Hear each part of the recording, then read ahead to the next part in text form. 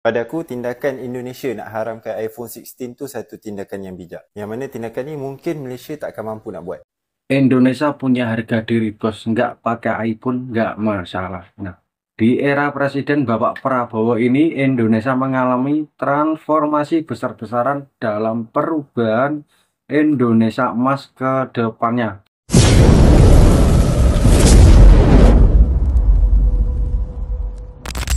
Halo, Assalamualaikum. Jumpa kembali dengan Ridwan Channel. Terima kasih banyak yang telah hadir di channel ini. Semoga selalu diberikan kebahagiaan, berkah dalam kesehatan, dan selalu dalam lindungan Tuhan Yang Maha Kuasa. Amin. Di video ini banyak berita yang seliweran ramai sekali mengenai iPhone 16 yang dilarang masuk oleh Presiden Subianto di Indonesia. Karena hal ini mampu menarik respon ke beberapa negara di belahan dunia. Banyak alasan dari pemerintah Indonesia melakukan hal ini. Salah satunya pihak iPhone meminta tax holiday selama 50 tahun. Sedangkan pihak iPhone belum memenuhi komitmennya dan segera merealisasikan investasi yang telah ditetapkan oleh TKDN. Kebijakan Bapak Prabowo ini wajib kita dukung ya demi memajukan Indonesia, karena dengan kebijakan-kebijakan yang telah ditetapkan beliau semoga memberikan manfaat bagi kita semuanya. Mengingat pasar terbesar untuk produk luar yaitu Indonesia. Respon Malaysia dibuat kaget atas keputusan Bapak Prabowo yang telah ditetapkan untuk investor luar negeri masuk di Indonesia. Katanya nih, apakah Malaysia seberani seperti Indonesia? Nah, seperti apa videonya? Mari kita lihat selengkapnya. Blocking sales of Apple's iPhone 16 in the country, Indonesia has now banned sales of Google Pixel phones. Just like Apple, Google too has been accused of not meeting local content rules. Indonesia requires certain smartphones sold domestically to contain at least 40% of its parts to be manufactured locally. Indonesia says the aim is to create a level playing field for all investors. Its industry ministry spokesperson Febri Henry Anthony Arief said that consumers can buy Google Pixel phones overseas and use them within the country as long as they declare it upon entry. Has threatened to take action against online and physical shops caught selling new Google phone models, adding the country would consider deactivating the phones that are illicitly sold. Google has said its Pixel phones are currently not officially distributed in Indonesia. Meanwhile, Google and Apple are not among the top smartphone makers in Indonesia. As per reports, Chinese firm Oppo and South Korean firm Samsung were among the top two smartphone makers in Indonesia in the first quarter of 2024. Has been banned from selling the iPhone 16 in Indonesia after the government said it failed to meet local investment requirements. Apple was required to source 40% of its components locally and make a certain investment in the country. It had previously committed to investing just over 107 million US dollars, but only invested around 95 million. As a result, Indonesia's government hasn't certified Apple to sell the iPhone 16 in the country. Kami akan mengutamakan kepentingan bangsa Indonesia. Betul. Kepentingan rakyat Indonesia di atas segala kepentingan. Di atas segala golongan. Apalagi kepentingan pribadi kami. Saudara-saudara sekalian, tantangan, rintangan, hambatan, dan ancaman yang dihadapi oleh bangsa Indonesia di tengah dinamika dan pergolatan dunia yang memang membuat kita harus menghadapi masa depan dengan optimis. Tetapi kita pun harus berani untuk melihat hambatan, tantangan, rintangan, ancaman, dan kesulitan yang ada di hadapan kita. Saya selalu mengajak saudara-saudaraku sebangsa dan setanah air untuk menjadi bangsa yang berani, bangsa yang tidak takut tantangan, bangsa yang tidak takut rintangan, bangsa yang tidak takut ancaman. Ya. Saudara-saudara sekalian,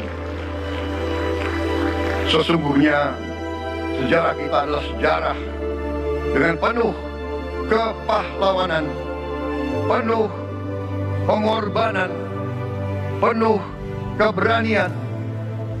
Tidak hanya pemimpin-pemimpin, tapi keberanian rakyat kita menghadapi segala tantangan, bahkan Merinding ya.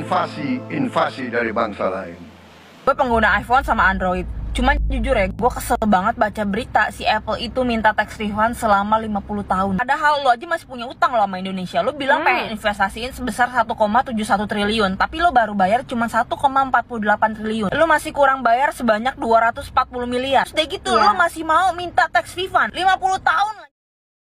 Di Indonesia ini pengguna smartphone aktif itu ada sebanyak 350 juta pengguna. Padahal rakyat kita cuma 270 juta. Lo itu coba seberapa banyak keuntungan lo kalau misalkan lo jual iPhone 16 di Indonesia, tapi masih nggak mau bayar pajak. Gue aja sebagai rakyat Indonesia bayar pajak. Gue tinggal di sini. Lalu kucuk-kucuk masuk jual barang lo nggak mau bayar pajak apa anjir? Dia pikir kita makannya batu kali ya, jadi nggak perlu duit. Pikir nggak ada gitu ya rakyat miskin yang mesti dibantu.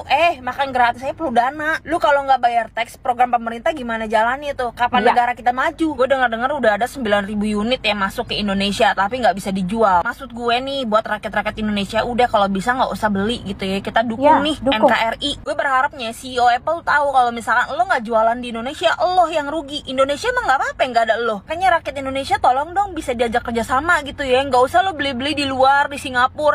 Kalau lo tinggal di Singapura ya terserah deh, gue nggak peduliin. Tapi kalau lo tinggal di Indonesia, lo sengaja ke Singapura atau lo ke luar negeri untuk beli produk Apple yang iPhone 16 itu please lah. Dan kalau diperhatiin sebenarnya nih beberapa kementerian kompak banget ya, antara perdagangan, perindustrian, kemudian juga bea cukai ya, imigrasi itu kompak banget tentang hal ini. Dan ini menunjukkan keseriusan Indonesia untuk meminta investasinya itu disempurnakan. Which is good. Karena investasinya masuk ke Indonesia. Dari Apple masuk ke Indonesia, investasinya sempurna, dan itu adalah skenario yang paling kita harapkan supaya iPhone 16 bisa dijual. Nah, karena penerapan TKDN ini, Apple di 2017 ke pemerintah Indonesia berjanji untuk investasi 1,71 triliun sebagai bentuk pemenuhan TKDN. Tapi sampai sekarang masih kurang 240 miliar rupiah lagi. Dan janji itu sampai sekarang saya bikin video ini aja belum terpenuhi sempurna. Jadi Kementerian Perindustrian menahan izin jual resmi buat iPhone 16 sampai Apple memenuhi komitmennya. Ini sedang ramai di media sosial soal bagaimana ternyata iPhone 16 dilarang masuk Indonesia, Pak. Tapi setelah kemudian kita buka alasan dari pemerintah, yaitu karena iPhone minta tax holiday 50 tahun. Emang gila ini Pak, iPhone ini Pak. Memang sudah layak diblokir dari negara kita Pak. Maka harapan kami minta kepada Menteri BUMN. Bapak ini kan jaringan luar biasa. Pernah menangani sepak bola kelas internasional. Maka kami harap Bapak bisa turun tangan dalam hal ini agar kita tidak tergantung dengan namanya iPhone Pak. Kita ini kemarin mikir, Masya Allah, mereka sudah menikmati begitu banyak duit dari rakyat Indonesia, tapi ternyata mereka mau investasi di sini saja, minta syarat namanya tax holiday 50 tahun. Kami dan rakyat Indonesia marah kepada iPhone, Pak. Kalau perlu diblokir semua, seluruh produk iPhone tidak boleh masuk ke negara kita, Pak. Ini pelecehan terhadap negara kita, Pak. Terima kasih. Assalamualaikum warahmatullahi wabarakatuh. Waalaikumsalam warahmatullahi wabarakatuh. Nah, kurang lebih seperti itu tanggapan dari negara-negara luar yang mengenai kepemimpinan Bapak Prabowo, kebijakannya Bapak Prabowo untuk memajukan Indonesia emas ke depannya. Oke, di kali ini mari kita lihat respek positif dari influencer Malaysia mengenai kebijakan Bapak Prabowo yang telah menyetop penjualan iPhone 16 di Indonesia. Yuk kita reaction bersama-sama. Pada aku, tindakan Indonesia nak haramkan iPhone 16 tu satu tindakan yang bijak. Yang mana tindakan ni mungkin Malaysia tak akan mampu nak buat. Mungkin ada yang tak tahu. Sebelum ni untuk iPhone berniaga di Indonesia, dia kena penuhi beberapa syarat. Dan antara syaratnya adalah 40% daripada komponen yang dihasilkan iPhone tu kena datang daripada local vendor. Maknanya business tempatan. Kontrak tu sekarang dah tamat dan Apple tak nak sambung kontrak tersebut. Jadi Indonesia pun melawan. Dia kata kau tak nak ikut syarat aku, kau tak boleh release iPhone 16 16 dekat Indonesia. Jadi kenapa saya kata ini adalah satu tindakan yang bijak, a wise decision? Sebabnya dia menunjukkan yang Indonesia ni tidak mudah dipijak-pijak oleh kuasa barat. Zaman sekarang dah tak sama macam zaman dulu, di mana kita negara-negara Asia, negara-negara kecil ni yang kena dengar dengan cakap barat. Tapi hari ni dengan kuasa ekonomi, kuasa politik yang Indonesia ada, dia boleh ada kata dalam satu-satu perbincangan, bukan menjadi pak turut semata-mata. Jadi tak adalah bisnes luar yang masuk ke Indonesia buat untung, jual kepada rakyat dia, tapi tak menyumbang apa-apa kepada ekonomi dia. Dan tahu tak kenapa Indonesia boleh buat tindakan ni? Pertama, dia ada jumlah penduduk yang banyak, 300 juta, 10 kali ganda rakyat Malaysia. Bermaksud dia ada kuasa membeli yang lebih besar. Walaupun mungkin kita tengok dekat Indonesia ni gaji dia masih rendah lah berbanding Singapura, berbanding Malaysia. Tapi ke depan lambat laun dia akan naik juga. Dan mengikut World Bank punya analisa, menjelang 2050 nanti Indonesia akan menjadi ekonomi keempat terbesar di dunia. Dan yang kedua, Indonesia ada pemimpin yang kuat dan berani. Bukan Apple je yang kena. Sebelum ni TikTok Shop pun kena ban. And then bila China masuk ke perairan dia, dia bukanlah mendengar saja, dia melawan. Dia menunjukkan yang dia tidak membenarkan sewenang-wenangnya China masuk ke perairan dia. Tapi sebenarnya bukanlah Indonesia ni nak bergocoh sangat dengan kuasa-kuasa luar ni. Dia just nak situasi yang menang-menang. Seperti mana TikTok Shop sebelum ni. Mula-mula diharamkan, tapi bila dia dah ikut syarat-syarat yang Indonesia tetapkan, dia bawa ke meja perundingan. Akhirnya hari ni orang boleh je membeli melalui TikTok di Indonesia. Terima kasih yang sudah setia dengan Ridwan Channel. Semoga kalian selalu dimurahkan rezeki, dipanjangkan umurnya, dan bisa selalu hadir dengan Ridwan Channel. Nah, jangan lupa yang belum subscribe, silakan subscribe, karena dengan subscribe itu adalah bentuk support besar untuk saya. Dan semoga keadaan kalian baik-baik saja, dimurahkan rezeki, dipanjangkan umurnya. Oke, bila ada salah penyampaian dalam narasi konten ini, saya mohon maaf sebesar-besarnya. Jumpa kembali di video selanjutnya. Assalamualaikum warahmatullahi wabarakatuh.